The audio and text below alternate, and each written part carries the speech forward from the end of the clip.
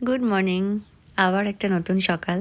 আজকে আমি ভীষণ খুশি। অফিসের জন্য তো রেডি হয়েছি, কিন্তু আজ আমি যাব হচ্ছে আমার কাকিমার বাপের বাড়ি। ওখানে অ্যাকচুয়ালি আমার পুরো ফ্যামিলি, মানে আমার আব্বুর দিকের পুরো ফ্যামিলি ওখানে আছে। প্রথমে ভেবেছিলাম যাব না, তারপরে ভাবলাম যাই। আর এই যে সকালবেলা এক কাপ চা নিয়ে বসে গেছি। দিদিও এসছে, কিন্তু বিশেষ কিছু রান্না নেই, কারণ আমি আজকে খাবো না, টিফিনও নিয়ে যাব না। আমি অফিস গেলাম, তারপরে কিছুক্ষণের মধ্যে বেরিয়ে গেছিলাম ওখানের জন্য। এই যে একটু মিষ্টি, একটু খাবার দাবার টুকিটাকি নিয়ে বেরিয়ে গেছিলাম। আর যখন যাচ্ছিলাম না, তখন কত কিছু মনে হচ্ছিল, বাবু থাকলে বাবু যেত। যাই হোক, এই সমস্ত কিছু মনে হওয়া সব কিছু নিয়ে গেলাম। সবার সাথে এতদিন পরে দেখা হয়ে ভীষণ ভাল লাগলো। তখন খালি মনে হচ্ছিল এই হয়তো রক্তের সম্পর্ক, একেই বলে হয়তো রক্তের টান। যতই দূরে থাকি, যতই যাই হোক, যতই মান অভিমান যাই থাকুক, একবার দেখা হলে যেন মনটা ভালো হয়ে যায়।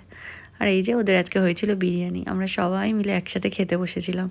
আব্বুকে প্রচণ্ড মিস করছিলাম, কিন্তু কিছু করার তো নেই। তারপরে সব মিটিয়ে ফিরলাম বাড়ির দিকে। আর সারা রাস্তা ওদিকে করেছে লাইটিং। আর এই যে এসে একটুখানি ট্রেন্ডসেও ঢুকেছিলাম, কারণ ওখানে অফার চলছিল ৩,৪৯৯ টাকায় ৩,৪৯৯ টাকা ফ্রি।